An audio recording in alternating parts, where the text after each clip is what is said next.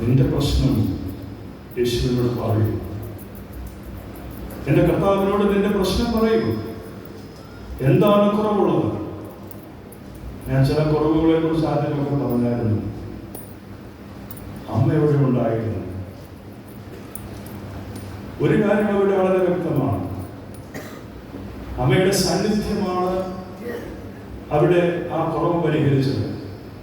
ഒരുപക്ഷെ തമ്പുരാൻ കർത്താവ് അപ്പോസ്തലന്മാരുമായിട്ട് വന്ന് അതിലേക്കൊന്നും ശ്രദ്ധിക്കണമെന്ന് നിർബന്ധമൊന്നുമില്ല. കാരണം തന്റെ സമയം എടുത്തിട്ടില്ല. അവിടെ ഒരു മാതൃഹൃദയത്തിന്റെ ഇടപെടൽ നമ്മുടെ ഭവനങ്ങളിൽ അമ്മയുടെ സാന്നിധ്യം ഉണ്ടാകുന്നു. അമ്മയുടെ സാന്നിധ്യം ഉണ്ടാകണമെങ്കിൽ എൻ്റെ കർത്താവിനും എൻ്റെ ദൈവത്തിനും അവിടുത്തെ ഇഷ്ടമനുസരിക്കുന്നവരും പ്രവർത്തിക്കുന്നവരുമായി ജീവിക്കുന്നവരുമായി നമ്മൾ മാറ്റപ്പെട്ടെങ്കിലേ അമ്മ ഉണ്ടാവും വീട്ടിൽ. പ്രിയമുള്ളവരെ, സമയമെടുക്കുന്നില്ല എന്ന് പറയുന്നത് ഒരു നിരാകരണമായിട്ട് കാണേണ്ട ആവശ്യമില്ല. ഒരു റിജക്ഷൻ അല്ല അവിടെ. എന്നാൽ ദൈവത്തിൻ്റെ സമയത്തെ ഇവിടെ ഓർമ്മപ്പെടുത്തുകയാണ് ചെയ്യുന്നത്. നമ്മൾ ഇവിടെയെല്ലാം ഈ ഓർമ്മപ്പെടുത്തലിൽ നമ്മൾ ഉത്തരമായും ഉടൻ പരിഹാരമായും നമ്മൾ നിൽക്കേണ്ടുന്നവരാണ് എന്നുള്ള സൂചന.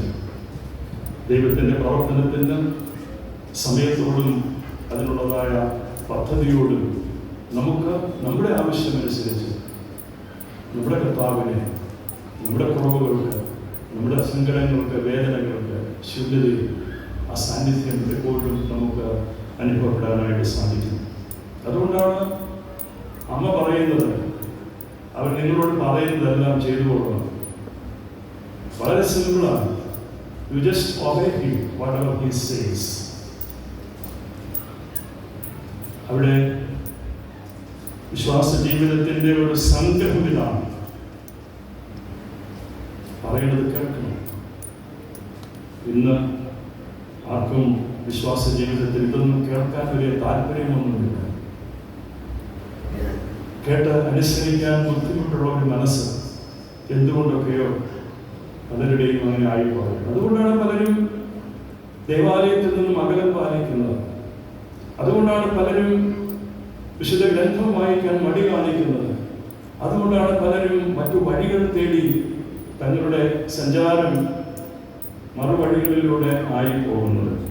എന്നാൽ ക്രിസ്തുവിലുള്ള അനുസരണം തന്നെയാണ്, ക്രിസ്തുവിലുള്ള വിശ്വാസം തന്നെയാണ് അത്ഭുതങ്ങളിലേക്കുള്ള വഴി എന്ന കനാവിലെ ഈ കല്യാണ വിരുന്ന് നമുക്ക് ഒരു മാതൃകയായി കാട്ടിത്തരുന്നു.